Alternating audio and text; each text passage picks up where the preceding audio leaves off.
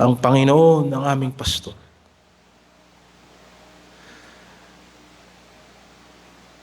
At hanggat siya ang aming mabuting pastor, alam namin na sapat ang kanyang biyaya.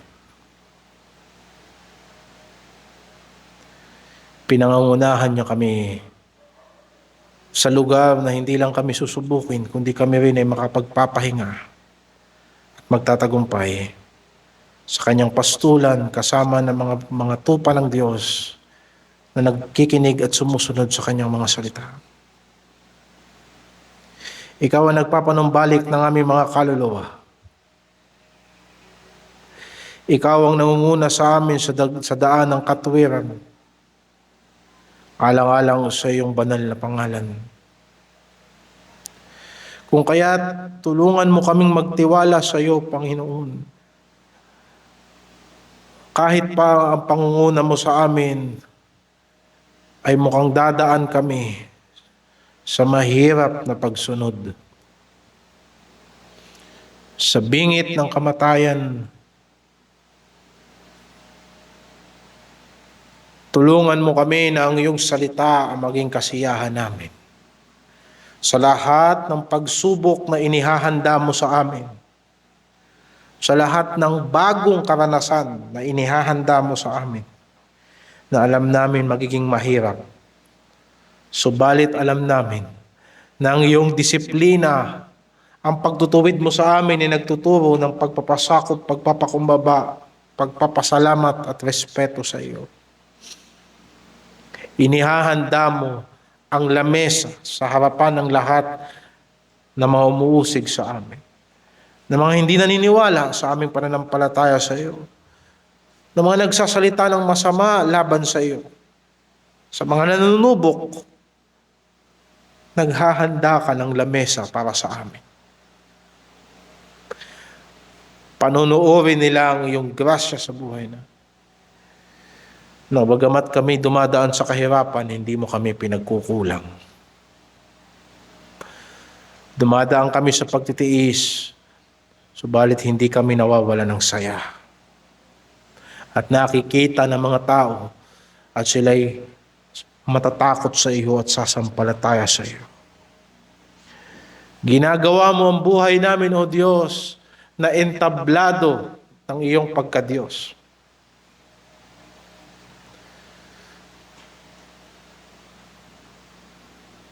Tunay ng iyong kabutihan at ang iyong awa ay maaasahan namin habang kami ay nabubuhay at kami mananatili sa iglesia ng Panginoon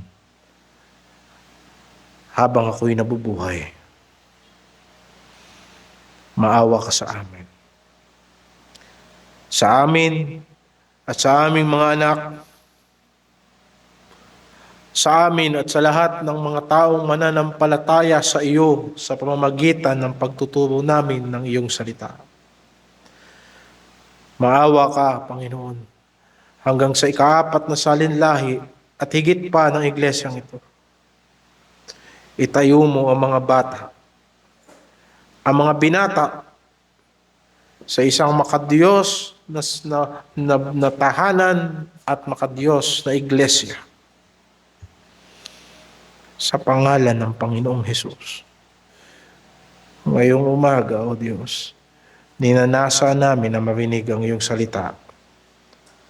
Paliwanagan mo po kami. Makita namin si Kristo. Makita namin sa aming puso ang pagnanasa na pagsunod sa iyo. Buhat sa iyong banal na Espiritu. At gawin mo itong buhay namin sa pangalan ng Panginoong Hesus. Amen. Ang ating teksto ngayong umaga, mga kapatid, ay yung pagpapatuloy ng exposition sa Matthew chapter 4, ang pagsubok sa hari. Nasa ikatlong bahagi na tayo. Ang ating teksto ngayong umaga ay nandito sa chapter 4, verse 2 hanggang verse 4. Nang siya ay makapag-ayunong 40 araw at 40 gabi, sa wakas ay nagutom siya. At ang manunukso ay dumating At nagsabi sa kanya, kung ikaw ang anak ng Diyos, ay ipag-utos mo na ang mga batong ito ay maging tinapay. Datapwat siya ay sumagot at sinabi, nasusulat, hindi sa tinapay lamang mabubuhay ang tao, kundi sa bawat salitang lumalabas sa bibig ng Diyos. Palain ng Panginoon ang pangangaral ng kanyang salita sa umagang ito.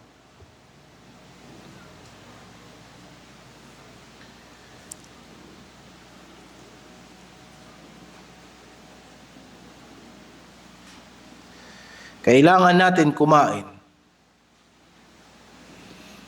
Kailangan natin na matugunan ng mga pangunahing pangangailangan ng ating katawan. Alam yan ng lahat ng tao. At sa patuloy na pagtaas ng mga bilihin, pagbagsak ng ating ekonomiya,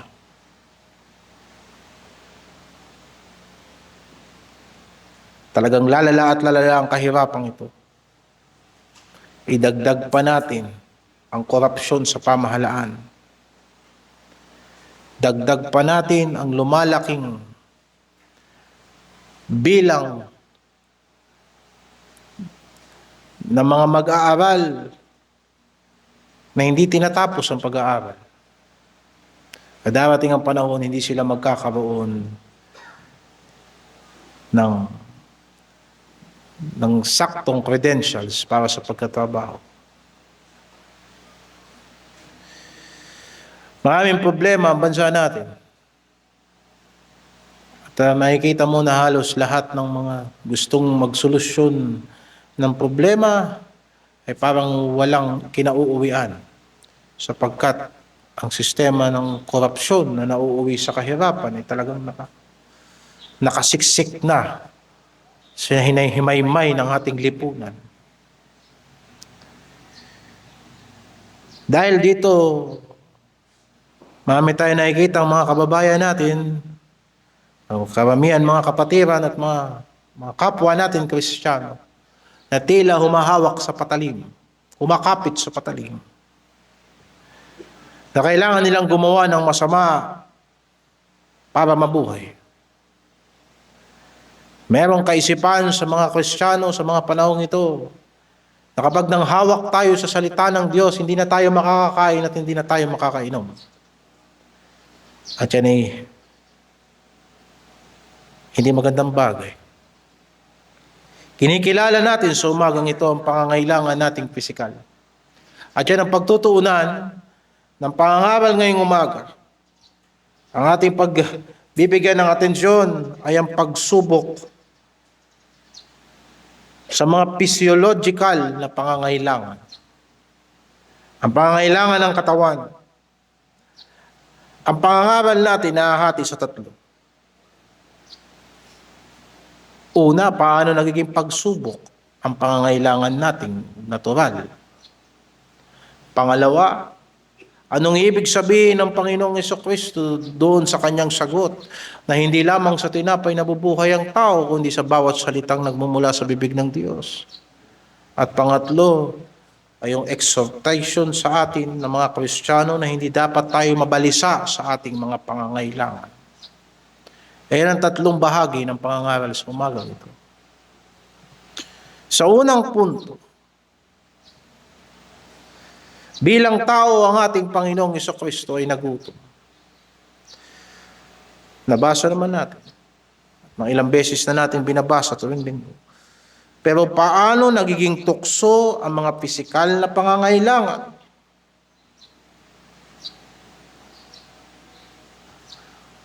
Una, intindihin natin na hindi kasalanan ang pangangailangan.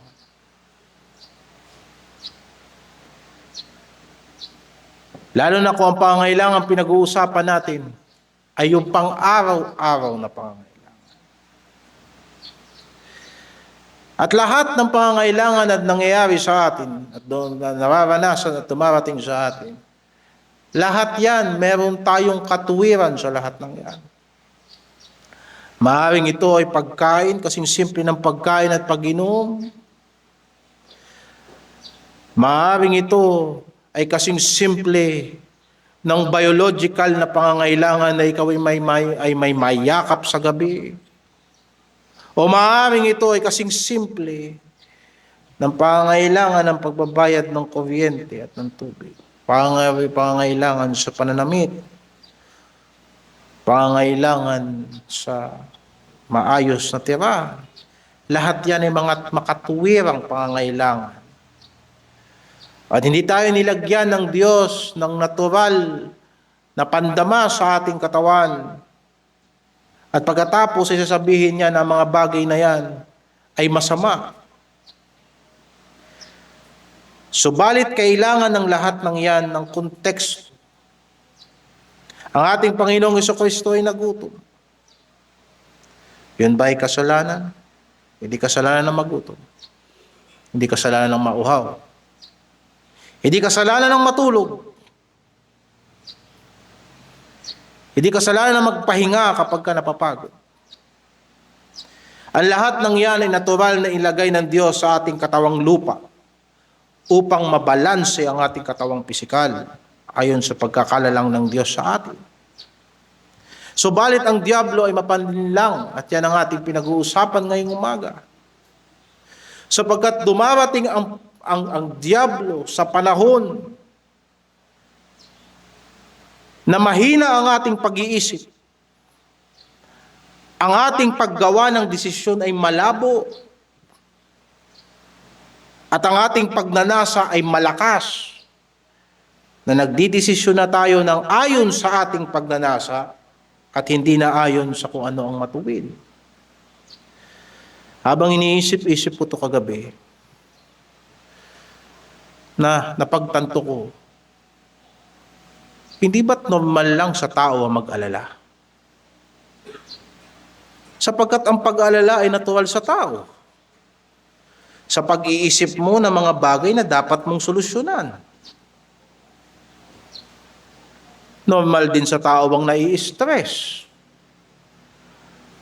Ang maraming bagay na naimbento at nadiskubre ng siyensya, lahat ay nanggaling sa pangangailangan, nanggaling sa problema, nanggaling sa stress. Kapag ang estudyante ay hindi natutong ma-stress sa kanyang pag-aaral, hindi siya tatalino.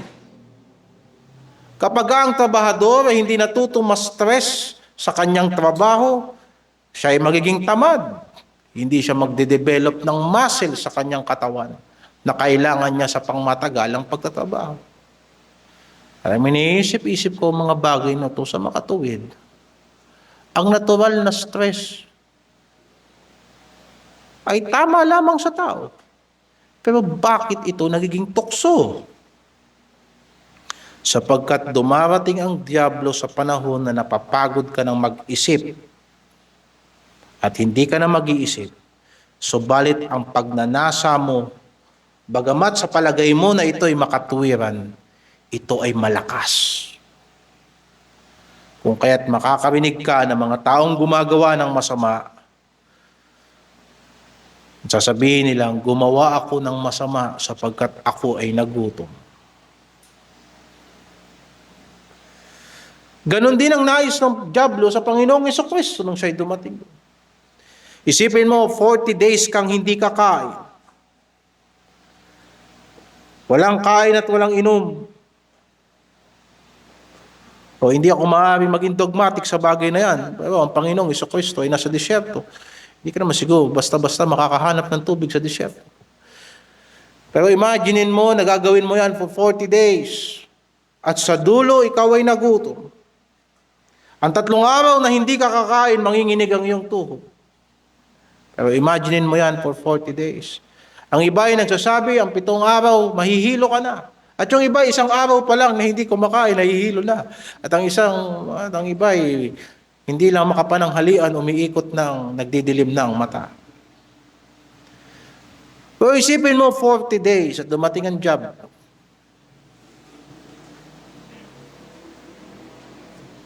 Sa panahon na kagaya ng normal na tao, hindi siguro masamang sabihin na nahihilo si Kristo. Nanghihina ang katawan ni Kristo. Pero ang nais ng diablo ay ito, na gumawa si Kristo ng labas sa kalooban ng Diyos. Kaya nga ang pagtukso sa Panginoong Jesucristo ay hindi issue kung dapat ba siyang kumain o hindi siya dapat kumain. At isa yan sa kamalian madalas ng mga interpreters ng Matthew chapter 4 kasi yung issue ng pagkain dumating pagkatapos ng kanyang pag-aayuno. Ibig sabihin, tapos na siya mag-ayuno. And later on, mababasa mo dyan na ang Panginoong Diyos mismo ang nagpakain sa Panginoong Jesucristo sa pamamagitan ng mga anghel. So ang issue dito ay hindi kung dapat bang kumain si Kristo, hindi siya dapat kumain. Hindi yan ang issue dyan. Kung hindi ang issue dito, paano maaabot ang pangangailangan ng Panginoong Jesucristo? Siya ba ay gagamit ng kanyang kapangyarihan na labas sa kalooban ng Diyos? O magtitiwala siya sa Diyos hanggang ang Diyos ang magpakain sa kanya? At yan ang issue na pinag-uusapan natin dito. Paano mawawala ang gutom ng ating Panginoon? Gagawin niya bang tinapay yung bato? Gagamit ba siya ng kapangyarihan na hindi nais ng Diyos na gawin niya? O magtitiwala siya sa probisyon ng Panginoon para sa kanya? Ang tukso ng dyablo ay lalong nagiging malakas, lalo na pag dinagdagan niya ito ng mga bagay tungkol sa o anak ka ng Diyos.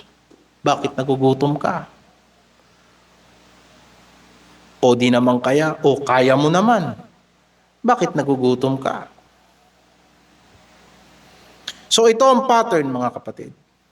Dumarating ang pangangailangan. At ang mga pangangailangan ito ay madalas na makatuwirang pangangailangan. Natural na pangangailangan.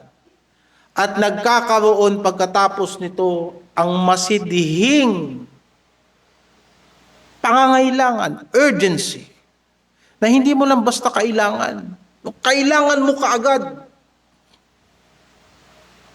To the point na ang buhay natin ay nakasalalay sa pangangailangan natin. Dumarating sa panahon na mahina tayo. Napipuwersa tayong magdesisyon. Napipilit tayo ng sirkumstansya. At pagkatapos darating ang dyablo, ang sistema ng sanlibutan, tayo mismo nag-iisip na kailangan natin ng agarang solusyon. Shortcut. Na hindi natin inisip kung ito ba ay kalooban ng Diyos o hindi. Ano magiging epekto nito sa kabuuang pamumuhay natin bilang Kristiyano, bilang anak ng Diyos. Na ang dulo nito ay pagkilos ng labas sa kalooban ng Diyos. Kung kaya't maaaring sa iba, ito ay pagkain lang at inumin. At totoo, ang pagkain at inumin ay walang bahagi sa kaharian ng Diyos.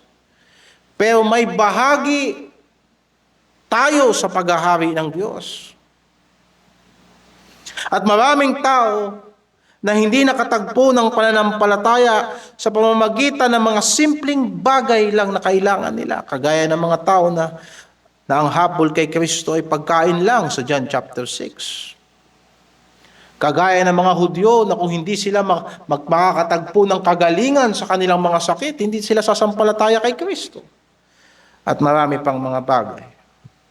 Sa Biblia, mababasa din natin ang ilang halimbawa. Halimbawa, sa Genesis chapter 25, verse 29 hanggang 34, mababasa natin dyan si Esau. Si Esau ay kapatid ni Jacob.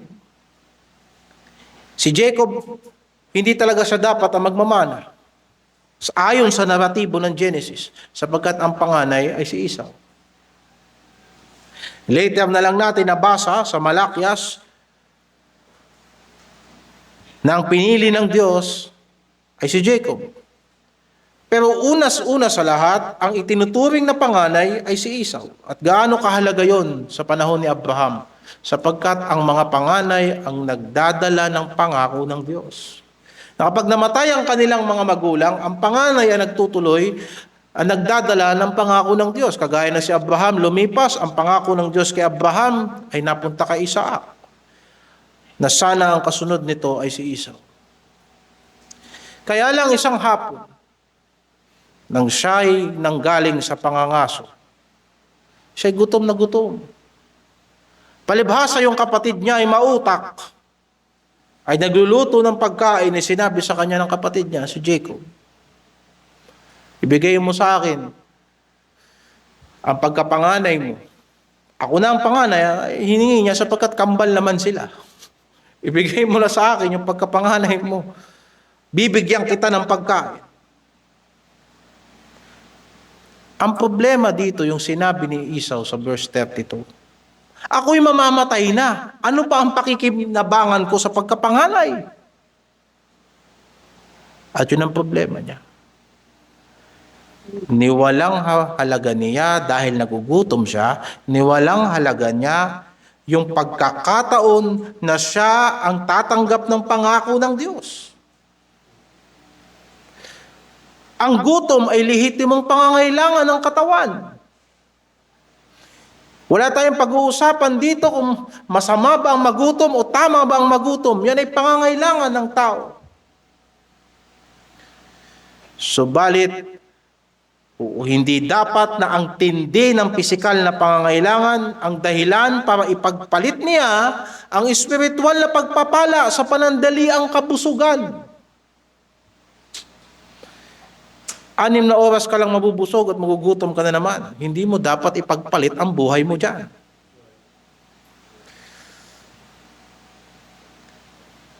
Si David, sa 2 Samuel chapter 11, ito yung pangalawang halimbawa.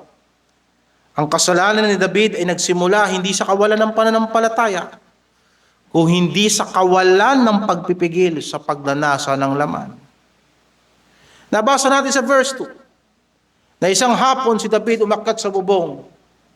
Nakakita ng babaeng naliligo, pinanood niya.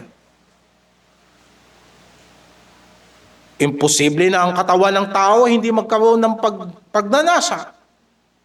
Kaya nga ang solusyon sa pangangalo niya, huwag kang tumingin. Sapagkat pag nakita mo, magkakaroon ka talaga ng pagnanasa.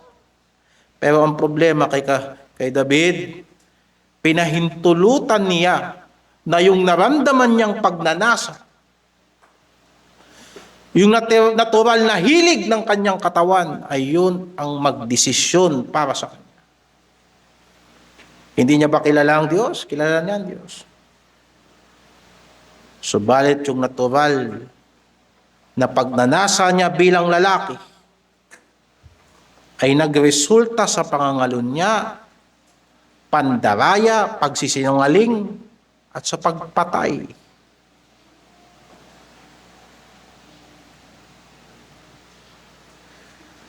Hindi nawala ng doktrina si David.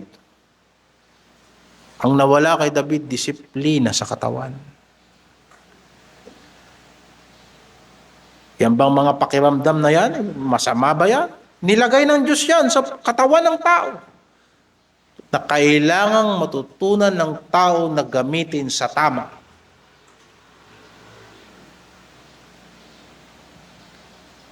Pangatlo, ang Israel. Pangatlong halimbawa, sa Numbers chapter 11, verse 4 to 6. Nung lumabas sila sa ilang, ano bang inaasahan nila sa Diyos? Of course, maglalakbay sila, dadaan sila sa ilang. At tuwing umaga, ang Diyos ay nagpapaulan ng mana, at yun ang kanilang ginagawang tinapay. Mana sapagkat hindi nila alam kung ano yun. Malinaw ang probisyon ng Diyos sa Israel. Ang problema sa Israel, hindi sila nakontento sa probisyon ng Diyos. Let's face it. Sino ang tao na hindi nauumay kapag ang pagkain niya paulit-ulit lang? Paulit, nakakaumay talaga. Lahat ng tao. Pero ang problema sa Israel, hindi nila pinagkatiwalaan na ang Diyos may layunin sa kanila. At nagtanong sila sa verse 4, sino ang magbibigay sa amin ng karne na makakain? At alam mo, isang bagay na pinag-iisipan ko rito, bakit naghahanap sila ng karne samantalang ang dami nilang alagang hayop? Isa sa naisip ko, nagre-reklamo ka na yung mana mahuhulog galing sa langit. Bakit? Ang dami nilang alagang hayop, ang dami nilang baka, saan ba ginagamit nila yon? Pag maghahandog sila sa mga kasalanan nila, gawa sila ng gawa ng kasalanan. But the point is this, malinaw ang probisyon ng Diyos. Naghangad pa sila ng iba na nauwi sa kanilang pagrereklamo. Hindi gutom ang problema. Ang problema nila rito, pagnanasa.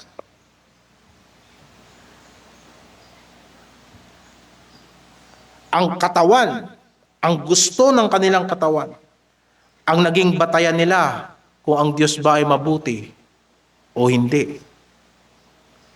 Kaya ang problema ng mga tao. Kapag hindi na nila nakukuha yung gusto nila sa Diyos, ang Diyos hindi na mabuti. Kaya samantalang ang Israel ay binuhay ng Diyos at pinangakuan ng Diyos at tinutupad ng Diyos ang pangako sa kanila. Kapag ang pisikal na pagnanasa, ang pita, ang libog ng katawan, ang gutom, ang nangibabaw, mga kapatid, walang biyaya ng Diyos ang magiging sapat sa tao.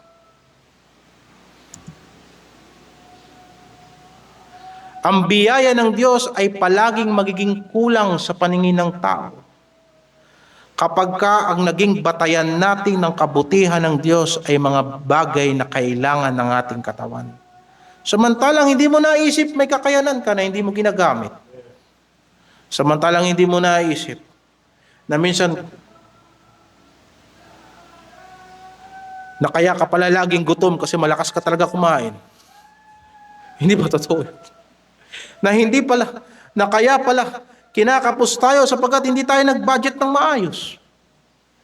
Na sa madaling salita, na ang Diyos ay mabuti sa atin, pero yung pangangailangan natin ay kadalasan, tayo rin ang nag-ipon, tayo rin ang gumawa.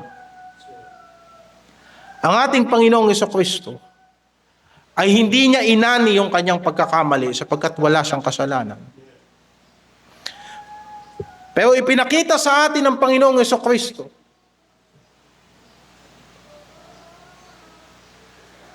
na magkaroon tayo ng kaisipan na hindi porkit tayo ay nagtatapat sa Diyos, hindi na tayo dadaan sa pangangailangan.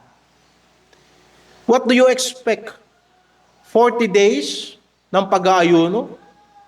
Dapat pinagpala ka ng Diyos. Isipin mo, 40 days ka na nalangin, dapat hindi ka nagutom. And yet nagutom pa rin siya. Sumunod siya sa kanyang ama, and yet nagutom pa rin siya. Dumating pa rin ang pangangailangan. Hindi natin maiiwasan ang pangangailangan. Hindi natin maiiwasan ang mga hadlang sa pagpapatuloy. Pero ang sinasabi sa atin ngayon, maari yan paglabanan at kung tayo'y matututo, malalagpasan natin yan sa biyaya ng Diyos. Noon, doon tayo sa pangalawang bahagi. Anong sagot ni Kristo? Sinabi niya sa verse 4, nasusulat, hindi sa tinapay lamang mabubuhay ang tao, kung hindi sa bawat salitang lumalabas sa bibig ng Diyos. Marami ako narinig na commentator at some preachers na nangaral sa Matthew 4:4 at kanilang sinabi, kailangan ng dalawang bahagi. Dapat, kapag meron kang pagkain, meron kaming salita ng Diyos. Kapag 3 beses ka kumain sa isang araw, dapat 3 beses kami nagbabasa ng Biblia. Well, yung isang bagay na yan ay mukhang makatotohanan, kaya lang hindi yan ang ibig sabihin niya. Paano natin nasabi?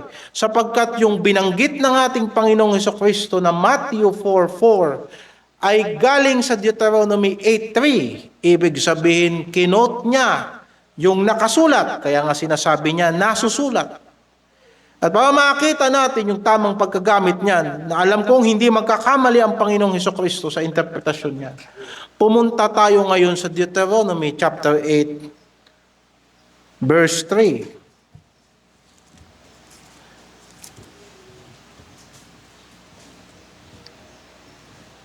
Deuteronomy chapter 8, verse 3. At ikaw ay pinapangumbaba niya at pinapagdamdam kanya ng gutom at pinakain kanya ng mana na hindi mo nakikilala, ni nakikilala ng iyong mga magulang, upang kanyang maipakilala sa iyo na hindi lamang sa tinapay nabubuhay ang tao, kung hindi sa bawat bagay na namumula sa bibig ng Diyos. Isipin mo ang Panginoong Jesucristo. Bagamat siya'y Diyos, maaari siyang magsalita ng kahit anong katwiran at bawat katwiran na lalabas sa kanyang bibig ay banal na katwiran sapagkat siya'y Diyos na nagkatawang tao. So balit makikita mo yung kanyang pagpapakumbaba na kumote siya ng verse mula kay Moises sa Lumang Tipan. Ang konteksto ng Deuteronomy, sa buong aklat ng Deuteronomy, inulit ni Moises ang kasaysayan ng Israel sa harapan ng bagong henerasyon. Kaya may sinabi, hindi ninyo alam ni hindi alam ng inyong mga magulang. Kung maaalala natin, na ang Israel ay isinumpa ng Diyos na hindi papasok sa lupang pangako dahil sa kanilang pagrereklamo at kawalan ng pagtitiwala sa Diyos. At ang sabi ng Panginoon sa kanila, ang mga matatanda ay hindi na makakapasok sa lupang pangako. Sila'y mamamatay na sa ilang. Sa loob ng 40 taon, sila'y magpapaikot-ikot sa ilang.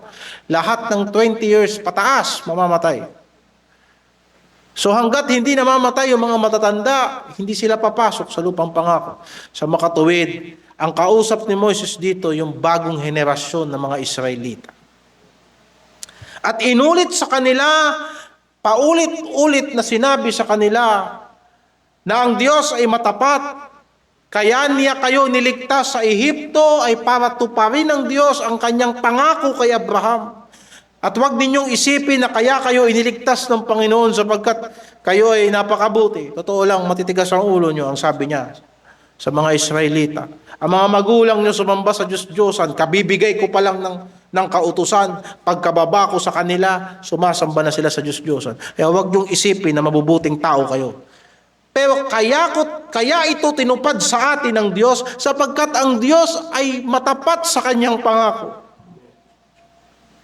And of course, sinabi niya rin doon, sapagkat yung Kanaan, sobrang sama na nung panahon na yon. Sobrang sama na ng lugar na yon. Kaya pupunta kayo doon, ubusin ninyo sila.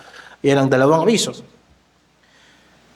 Sa madaling salita, ipinaalala sa kanila ni Moises na lahat ng nangyari sa inyo dahil yun sa salita ng Diyos.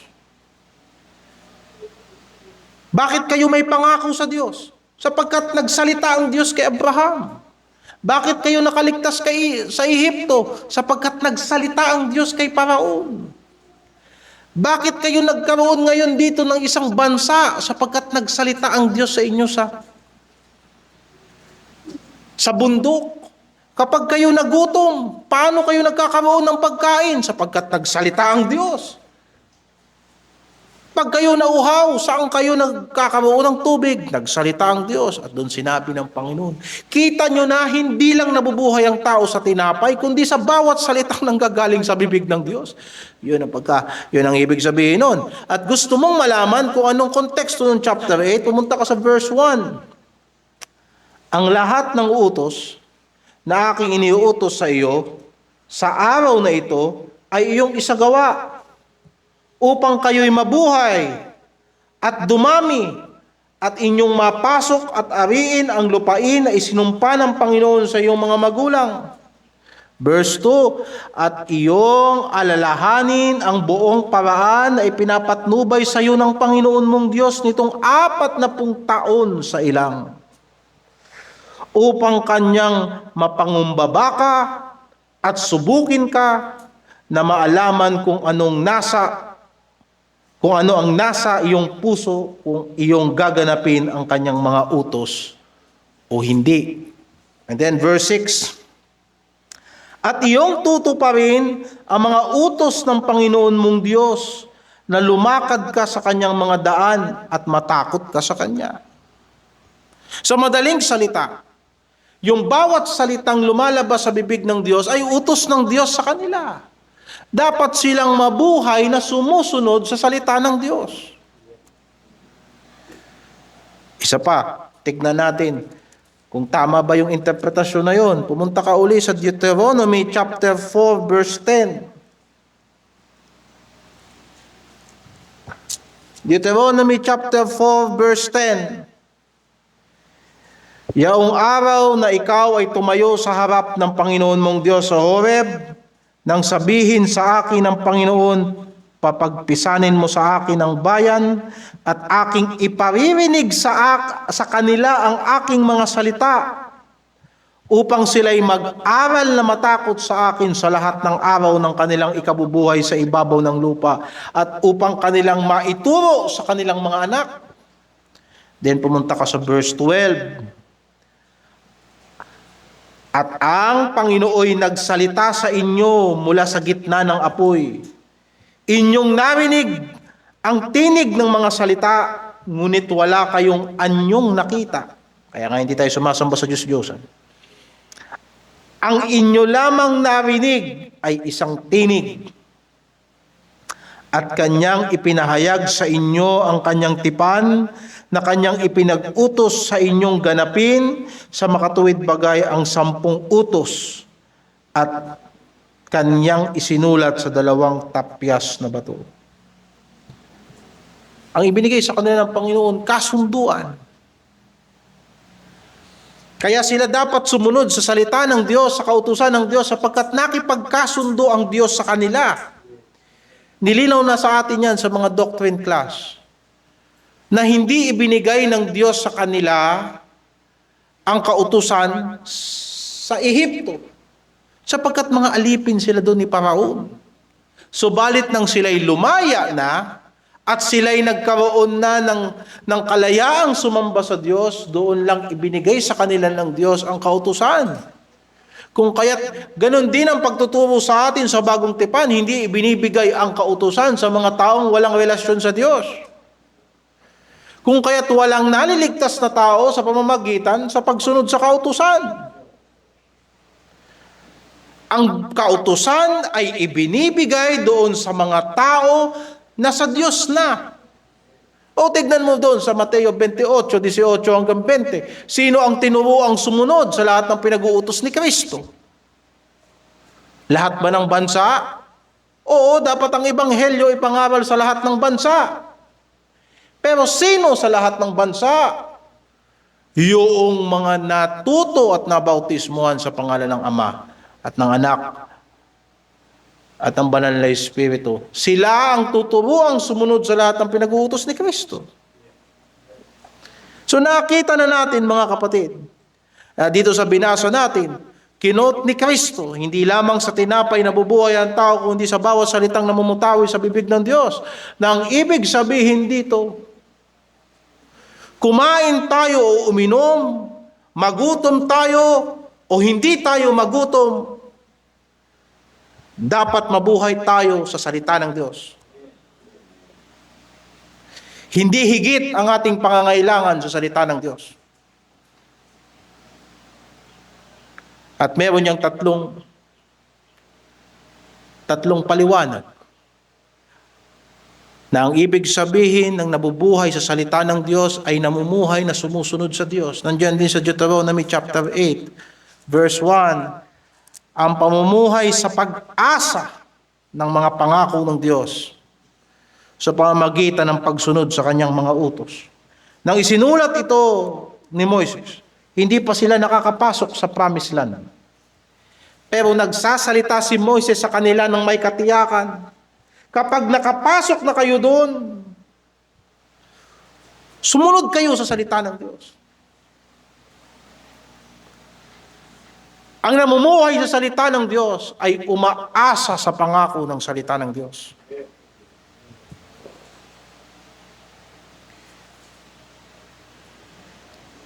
Hindi problema dyan. Kung nagdidildil ka lang ng asin o kumakain ka ng masarap, hindi yan ang pinag-uusapan dyan. Ang pinag-uusapan dyan, ikaw ba talaga ay nag-umaasa sa pangako ng Diyos? Sinasabi sa banal na kasulatan ng matuwid mabubuhay sa pananampalataya. Naniniwala ka ba talaga na kapag sinabi ng Diyos, tutuparin niya? At magtitiwala ka na pag sinunod mo ang kanyang kautusan ay may lalabas na mabuti dyan? Kung sa palagay natin na tayo'y namumuhay sa salita ng Diyos sapagkat nagdi-devotion tayo araw-araw, hindi ka namumuhay sa salita ng Diyos kung nagbasa ka lang at hindi mo isinabuhay. Kahit pa buong maghapon ka magbasa ng banal na kasulatan, kung hindi ka naman umaasa dyan at hindi ka naman naniniwala dyan, hindi ka namubuhay sa salita ng Diyos. At pangalawang paliwanag dyan, ito ay pag-alaala ng lahat ng pangunguna ng Diyos. Kung ano tayo ngayon, hindi aksidente. Lahat ng meron tayo, kahit pa bago pa lang nating nakilala ang Diyos sa ngayon, ang Panginoong Jesucristo sa ngayon, kung iisipin mo lahat ng buhay natin, simula nang pinanganak tayo, ay walang nangyari doon kung hindi pinahintulutan ng Diyos. Lagi kong iniisip, halimbawa kung tayo ay namatay na bago natin makilala si Kristo, saan mapupunta ang ating mga kaluluwa? Hindi ba? Pero ang lahat na nangyari sa atin ay pinahintulutan ng Diyos hanggang sa araw na tayo ay makakilala sa Kanya. Marami sa mga binabanggit ni Moises dito sa Deuteronomy, hindi talaga nakita ng mga kausap niya sapagkat nangyari yan sa panahon ng kanilang mga magulang. Pero anong sabi sa kanila ng Panginoon sa verse 2? Inyong alalahanin ang buong paraan na ipinapatnubay sa inyo ng Panginoon. Paano kayo pinatnubayan ng Diyos? Una, pinapangumbaba ka. Sinubok ka. Inalam ng Diyos, lumabas sa iyong gawa ang laman ng iyong puso. Pinahintulutan niya ng Diyos. Madaling magsabi na ako'y sumasampalataya, pero padadaanin ka ng Diyos sa kahirapan, lalabas ang laman ng puso mo. At yun, sinabi ng banal na kasulatan, alalahanin mo kung bakit nangyari yun. Gusto ng Diyos na ikaw mismo makaalam kung anong laman ng puso. Naku, napaka-surprise sa mga Kristiyano. Kapag ka nirebuke mo siya, sasabihin niya, hindi mo alam ang puso ko. O sige, dadaan ka sa kahirapan. At malalaman mo na marami pala talaga tayong dapat matutunan sa Panginoon. At sabi ng Diyos sa Israel, alalahanin mo yung mga panahon na yan. Verse 3, at ikaw ay pinangumbaba niya, pinagdamdam ka niya ng gutom. Ilang beses ka na nagutom, namatay ka ba? Sa totoo lang, nagugutom ba talaga tayo? Dumaan na tayo na ilang beses na pangangailangan. Ano nangyari sa'yo? Di ka ba nakalagpas? Kaya sabi ng banal na kasulatan, alalahanin ninyo ang lahat ng ipinapatnubay sa inyo ng Diyos.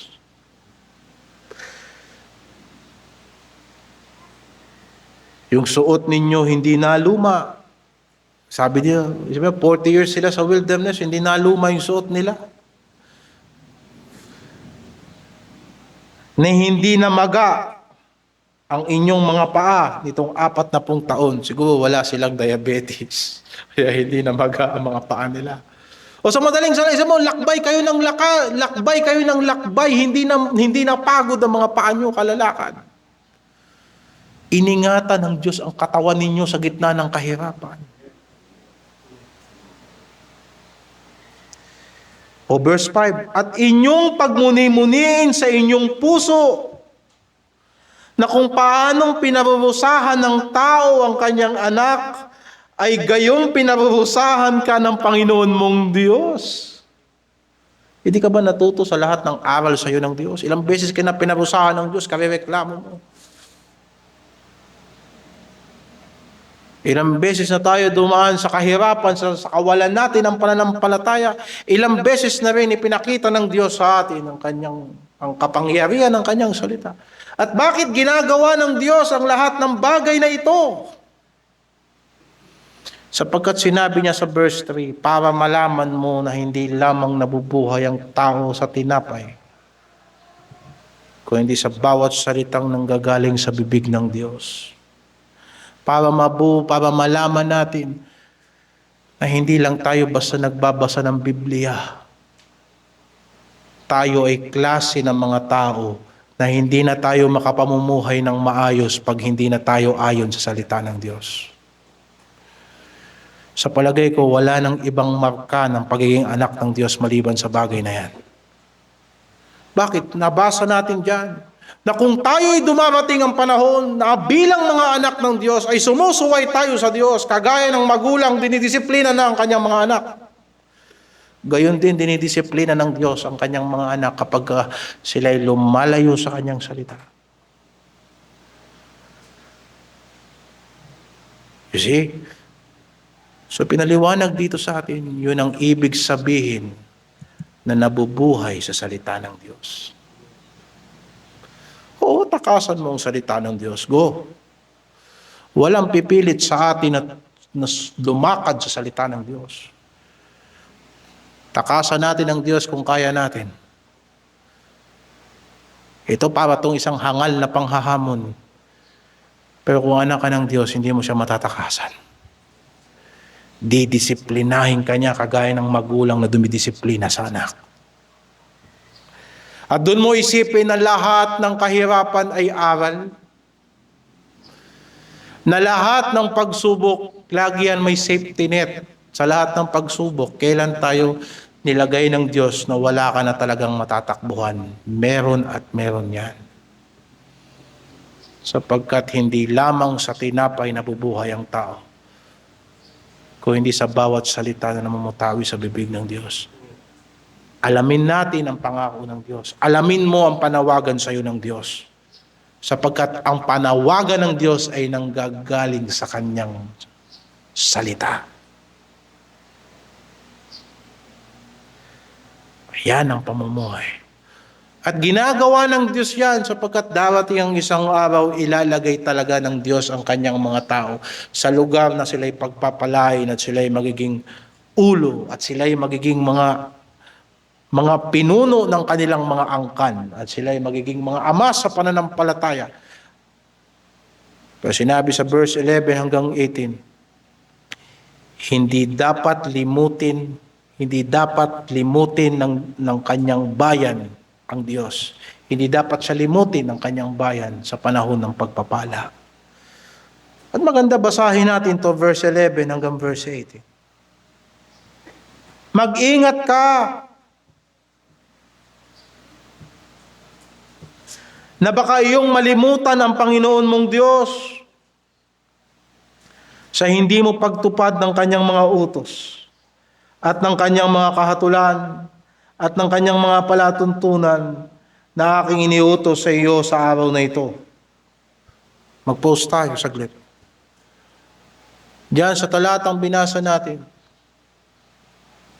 kailan natin nalilimutan ang Diyos? Maliwanag. Kapag hindi na tayo sumusunod sa kanyang salita, nililimutan natin ang Diyos. Ang Diyos ay laman ng aking isip. Naaalala ko palagi ang Panginoon. Mabuting bagay yun, pero hindi yan ang intensyon ng Panginoon. Sapagkat ang dyablo nakakaalala rin sa Diyos.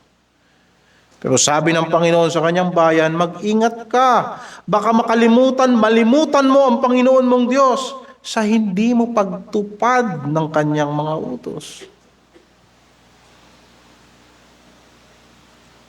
Verse 12, baka pagka ikaw ay nakakain at nabusog, at nakapagtayo ng mabubuting bahay, at ng iyong natahanan, at kapag ang iyong mga bakahan at ang iyong mga kawan ay dumami, at ang iyong pilak at ang iyong ginto ay dumami, at ang lahat ng tinatangkilik mo ay dumami, ay magmataas ang iyong puso. At iyong malimutan ang Panginoon mong Diyos na naglabas sa iyo sa lupain ng Ehipto, sa bahay ng pagkaalipin. Baka makalimutan mo ang pagliligtas sa iyo ng Panginoon. Kaya pala ginagawa ng Panginoon na ngayon pa lang tinuturuan niya tayong magpakumbaba. Kasi mahirap nang magpakumbaba pag mayaman ka na. Mahirap nang magpakumbaba kapag ka malaking tao ka na. Mahirap.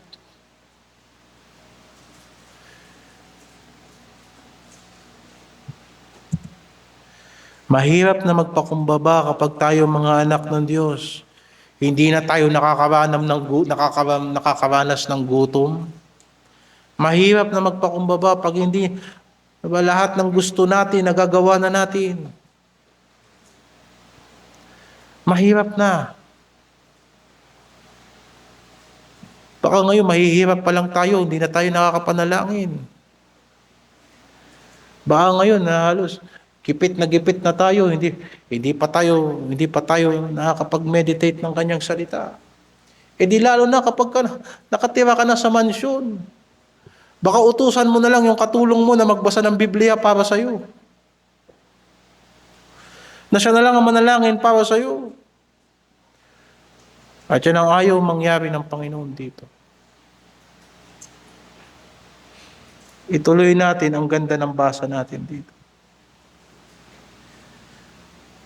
Na siyang pumapatnubay sa iyo sa malaki at kakilakilabot na ilang, na tinatahanan ng mga makamandag na ahas at ng mga alakdan, at uhaw na lupa na walang tubig, na siyang naglabas sa iyo sa tubig ng tubig mula sa batong pingkian. Isipin mo, hindi nila naisip yun, no? Na sa ilang napakaraming makamandag na hayop, pero hindi sila ibinigay ng Diyos sa kapahamakan.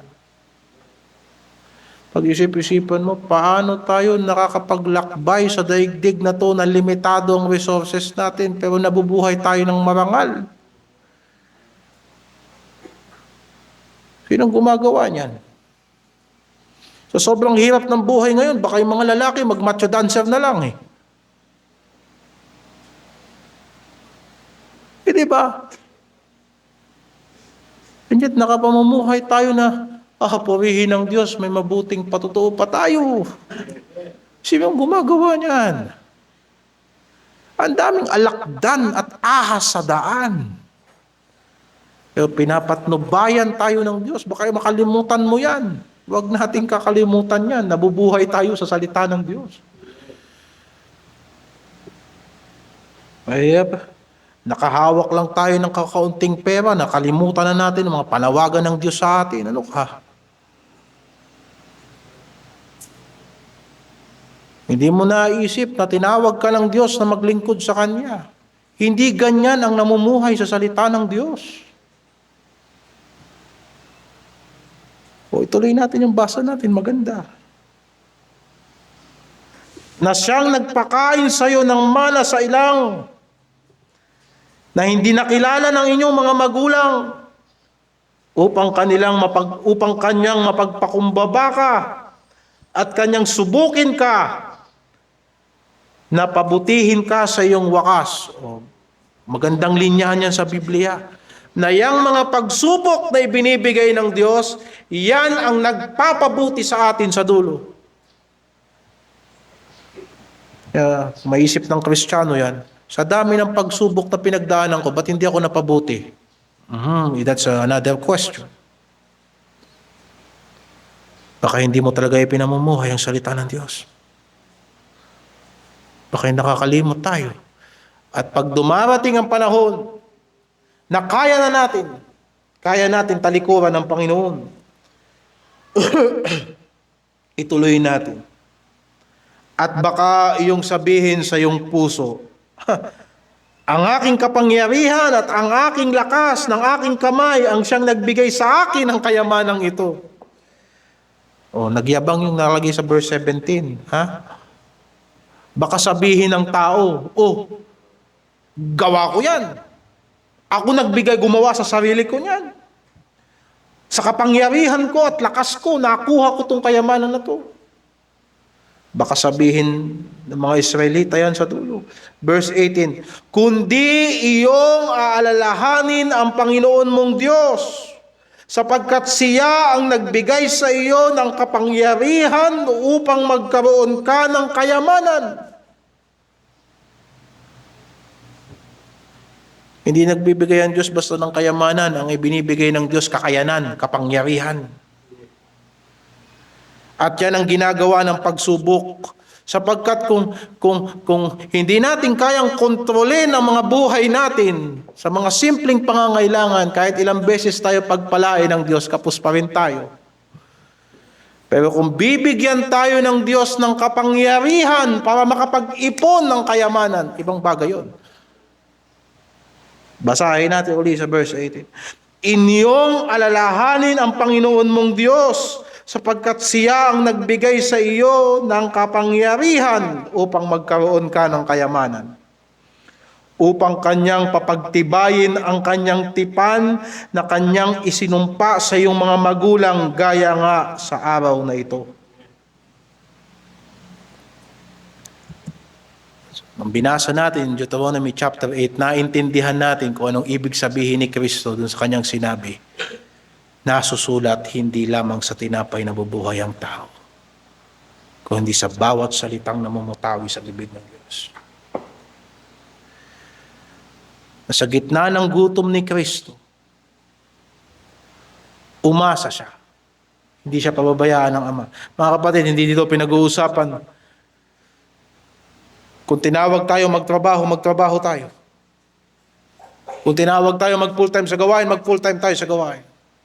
Pero ang pinag-uusapan dyan, umaasa ka ba sa panawagan sa iyo ng Diyos? Sapagkat kung hindi mo aasahan ang panawagan sa iyo ng Diyos, kahit saan ka pumwesto, ang taong walang pananampalataya ay hindi mapapanuto kahit saan siya magpunta. Ang taong may dalawang akala ay parang alon sa dagat na hinahapay-hapay ng hangin.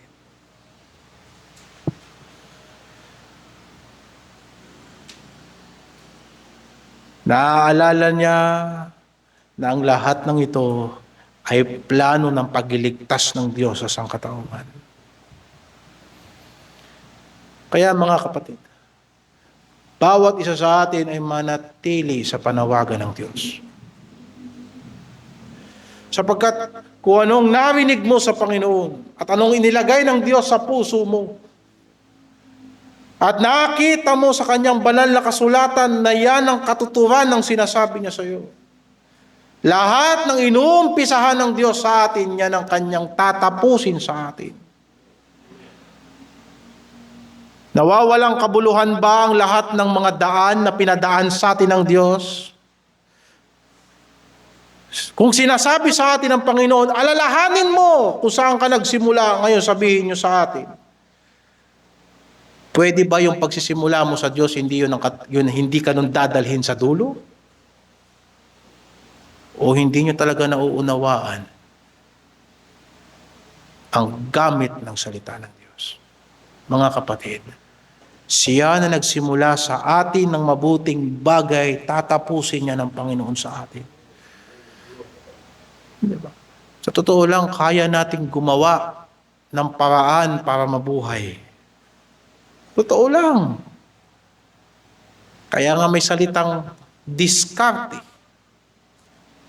Pero ayoko nang sobrang lagpasan yung mga bagay na yan. Dito na lang tayo mag-uusap. Sa ating bang pag-abot ng pangangailangan natin sa araw-araw, nagtitiwala pa ba tayo sa Panginoon? Ginagamit pa ba natin yung talino na galing sa Diyos? Hindi lang tayo kumakain araw-araw para mabuhay sa araw na ito. Bakit kailangan nating mabuhay?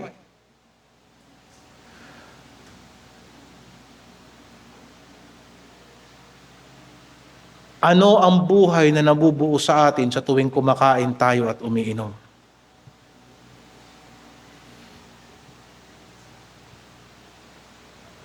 Anong nabubuo sa pagkatao natin sa harapan ng Diyos sa tuwing kumakain tayo at umiinom? Paano naluluwalhati ang Diyos kapag kumakain tayo at umiinom? Sa tuwing ang ating mga pangangailangan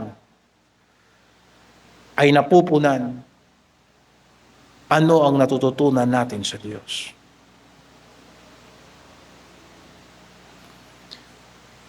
Tayo ba ay lalong napapalayo sa Panginoon at lalo tayo nagiging makasanlibutan, lalo tayong hindi nagiging epektibo sa pagsunod sa Panginoon, lalo tayo nagiging masuwayin sapagkat kumakain tayo at umiinom, o lalo tayong nagtitiwala sa Diyos at lalo tayong nangahawak sa Kanyang mga pangako? So yun ang ibig sabihin ng Panginoong Jesucristo sa Kanyang sinabi, hindi lamang sa tinapay nabubuhay ang tao, kung hindi sa bawat salitang namamutawi sa bibig ng Diyos. Sa madaling salita, ganitong sinabi niya kay Satanas, Satanas, mas importante sa akin na sumunod sa salita ng Diyos. Yun lang ang ibig sabihin. Ang Diyos ang nagdala sa akin dito sa ilang, siya rin na mag-aalis sa akin dito sa ilang. Stay put ka lang muna dyan. Kakain ako at iinom ako ayon sa salita ng Diyos. Kung anong pinagagawa sa akin ng Diyos, yun ang gagawin ko. At alam ko, si David ay nagsabi, ako'y noon bata pa ako, ngayon ako'y matanda na, sabi ni David. Wala akong nakitang matuwid na tao na ang kanyang mga anak ay mamamalimos ng tinapay.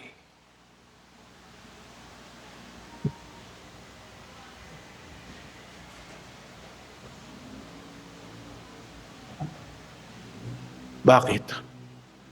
Matapat ang Diyos. Mabubuhay lang pala sa isang araw eh. Hindi ba kayang gawin ng Diyos yun? Isang araw lang pala eh.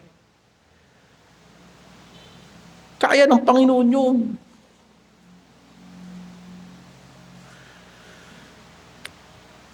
Ngayon, ano ang exhortation sa atin? Simple lang. Huwag tayong mabalisa sa ating pamumuhay. Binanggit ko kanina yung pag-aalala. Normal ang mag-alala. Pero ang pagkabalisa ay mataas na uri ng pag-aalala. Natural, kung halimbawa, yung anak mo hindi pa umuwi, natural, mag-aalala ka, hahanapin mo, tatawagin mo, di ba? Pag nakakita mo, yung gasol, yung kulay ng apoy sa gasol, kulay pula na, mauubos na yan. Siyempre, maiisip mo yun. Siguro sa pag-aalala mo, titikin mo sa kalendaryo. Pero yung pagkabalisa ay isang klase ng pag-aalala na tumatanggal ng kapayapaan. Nakakablangko ng pag-iisip. Kung mag-aalala ka, siguraduhin mong makakapag-isip ka pa at makakapagtrabaho ka pa. Pero kapag ka nag-alala ka, kapag ka nabalisa ka, wala ka nang magagawa na matino. Minsan pangungunahan ka na ng init ng ulo. Pangungunahan ka na, magiging para na tayong paranoid kapag tayo nabalisa. Sa madaling salita, ang stress, hindi pa problema yan, hindi pa kasalanan ng ma-stress. Ang kasalanan dahil sa stress, sinuway mo ang Diyos. Anong ginagawa mo pag nai-stress ka?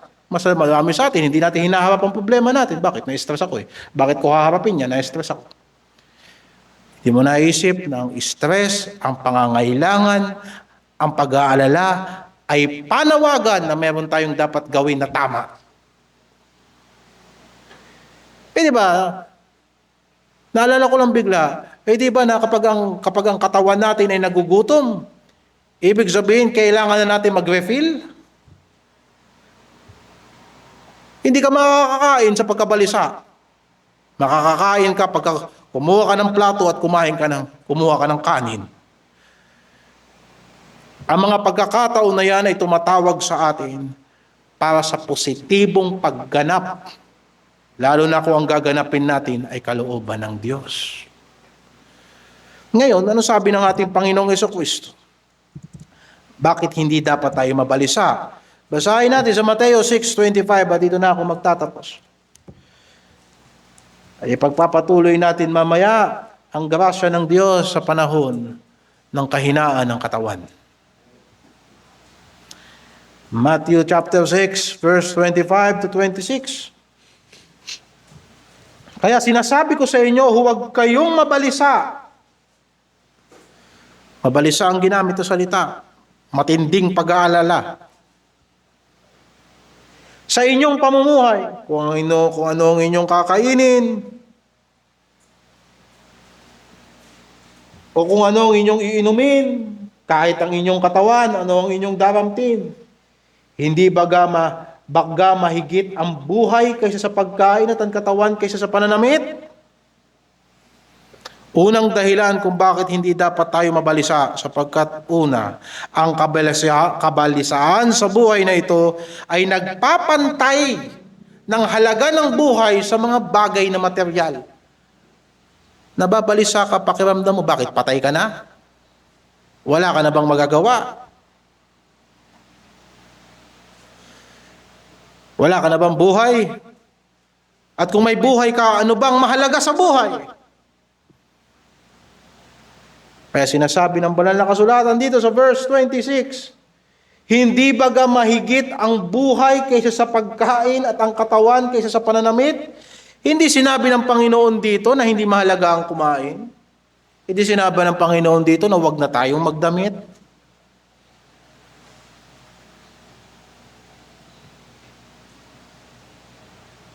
Pero kung diyan na lang umiikot ang buhay mo, at hindi nabubuo sa atin yung buhay na gusto ng Diyos, magkakaroon tayo ng problema. As sinabi sa Lucas 12, mag-iingat sa pag-iimbot sapagkat ang buhay ng tao ay hindi nasusukat sa mga bagay na mayroon siya. Kaya ang mangyayari kapag marami tayong pera, ang yabang natin, pag wala tayong pera, wala tayong lakas ng loob. Na samantalang hindi mo naisip, may pera ka o wala kang pera, pwede naman maging malakas ang loob mo. Hindi mo naisip.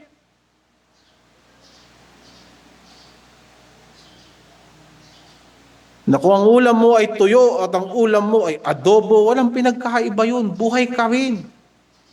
Gamitin mo yung buhay mo sa mga mahalaga at may mga pakinabang na gawain.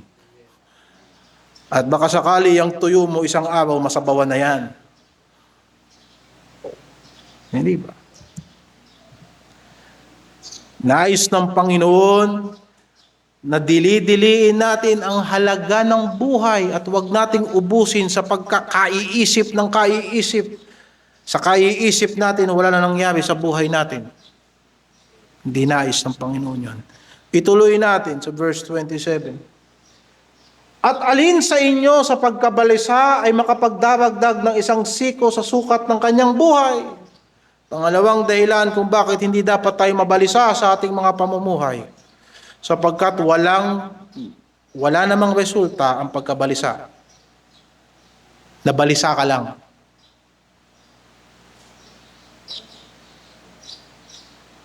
Sabi ng Panginoon, anong napapala ng pagkabalisa mo? Sino sa inyo magdaragdag ng isang siko sa kanyang buhay?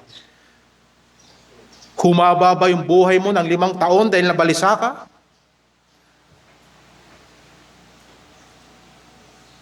Nung nabalisa ka, dahil ba sa nabalisa ka, yung bang maniningil sa'yo, hindi darating? Darating pa rin yan kahit nabalisa ka.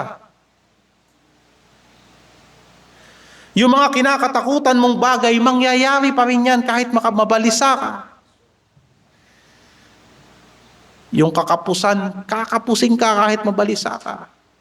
Magkakasakit ka pa at mawawalan ka ng saya at habang nagkakaroon ng habang nababalisa ang tao, piling niya may sakit siya kahit wala.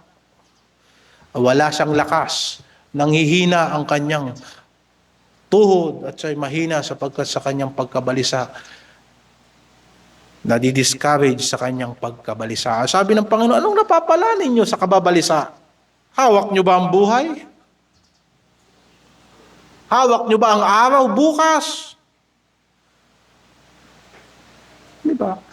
Kaya sinasabi ko, malaking pinagkaiba ng pag-alala. Sige, mag-alala tayo, pero hindi dapat mangyari na manakawan tayo ng kasiyahan para sa araw na ito, para lang sa mga bagay na hindi pa nangyayari. Let us enjoy the present.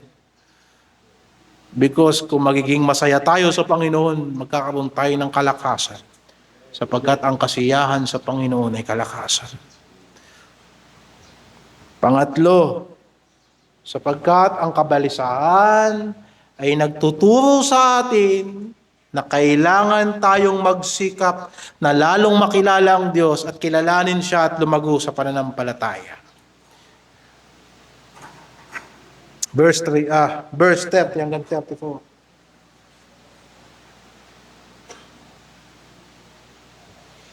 Gayon may sinasabi ko sa inyo, na kahit si Solomon man sa buong kaluwalhatian niya ay hindi nakapaggayak ng gaya sa isa sa mga ito.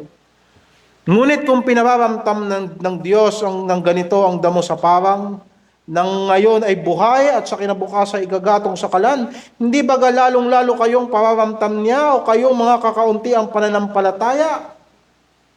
Naalala ko na may nagsabi, bakit hindi naman tayo ibon? Hindi naman tayo damo.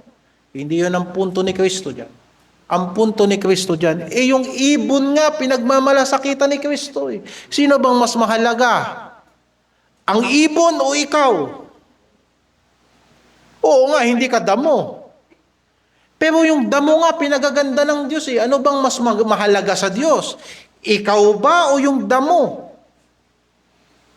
Pero naniniwala ka ba talaga na pinahahalagahan ka ng Diyos? Kaya ang question dyan, o kayo ang kakaunti ang pananampalataya, naniniwala ka ba talaga na hindi ka ipapahamak ng Diyos? Na kung susundin mo ang kanyang kalooban, mapapabuti ka, naniniwala ka ba talaga? Na kahit bitawan mo yung mga bagay na pinabibitawan sa iyo ng Diyos, hindi ka mapapahamak, naniniwala ka ba talaga? Yung ibon nga, hindi pinapahamak ng Diyos At lahat ng bagay sa daigdig na to, hanggat iingatan ng Diyos, iingatan ng Diyos. Yung mga buhaya nga, may wildlife Yung mga endangered species, ginagawa ng paraan ng gobyerno at ng para lang mabuhay. Yung aso nga, nabubuhay. Yung pusa nga, dumadami, wala namang ginagawa. Ano sa palagay mo, ano mas mahalaga? Yung mga bagay na yan na binanggit ko o ikaw sa harapan ng Diyos? O naniniwala ka ba talagang nagmamalasakit ang Diyos? So ang pagkabalisa ay hindi pagkaunawa ng pagpapahalaga ng Diyos sa atin.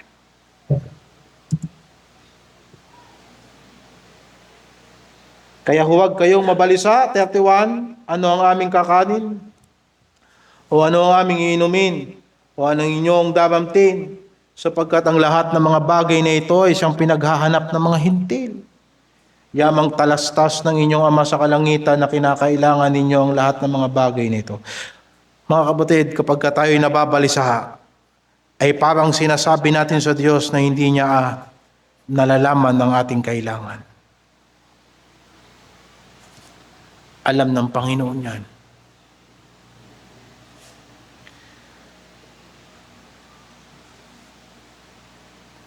Ang mga tao sa sanlibutan, tama na makakain, makainom. Tama na mayroong paulo. Tama na may handa pagka-Disyembre. Pagkatapos nun, anong buhay? Anong direksyon ng buhay?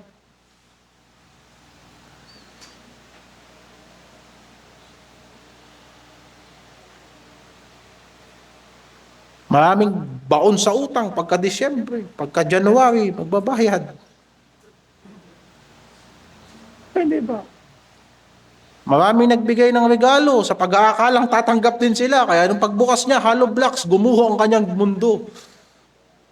Kaya ng mga tao sa sanlibutan.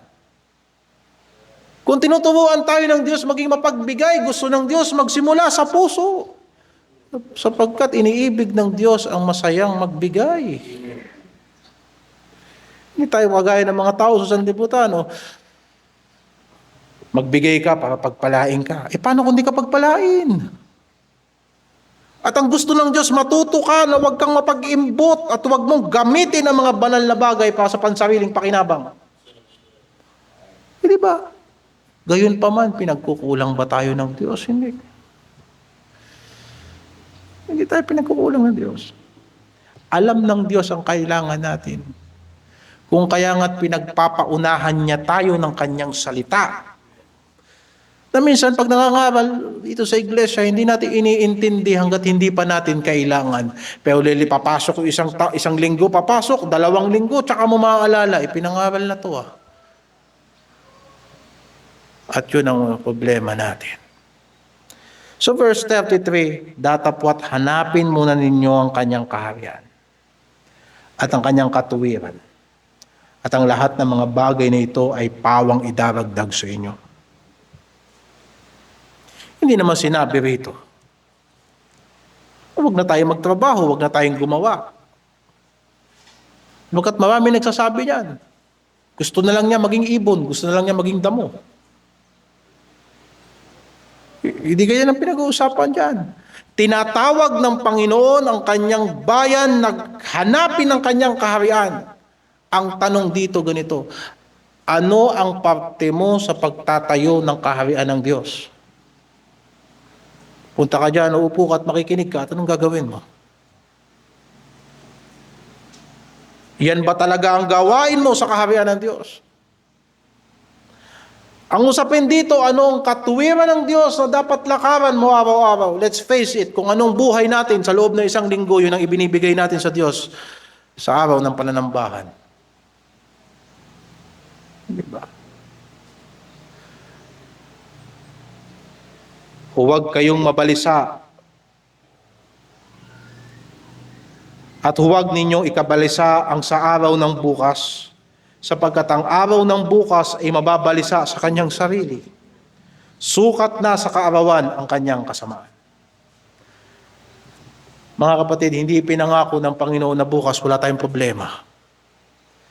Merong kasamaan bukas na naghihintay sa atin. Sa araw na ito may kasamaan na naghihintay sa atin. Pero ang sabi ng banal na kasulatan, yung kasamaan na titiisin natin sa araw na ito, sapat lang yan sa araw na ito. Hindi tayo bibigyan ng Diyos sa kasamaan na sobra. Kaya ugaliing matulog sa gabi. Wala kang magagawa ng kapupuyat mo. Pag kailangan mong matulog ka kaysa mapuyat ka, kaiisip na wala namang magiging solusyon yan. Matatapos ang araw na ito sa kabutihan ng Diyos na walang kasamaan na susobra sa kaya mong dalhin. Pagtiwalaan mo ang Panginoon at bukas ng umaga, di panibagong pagsubok na naman, lilipas din isang maghapon at lahat ng kasamaan ay sapat sa araw na ito. Diba? Salamat sa Panginoon. Hindi lamang sa tinapay na bubuhay ang tao, kundi sa bawat salitang narinig natin sa salita ng Panginoon sa umagang ito. Manalangin tayo. O Diyos, Panginoon, banal at makapangyarihan ka. Pinupuri ka namin at pinapasalamatan ka namin. Salamat po na tinuruan mo kami magtiwala sa iyo.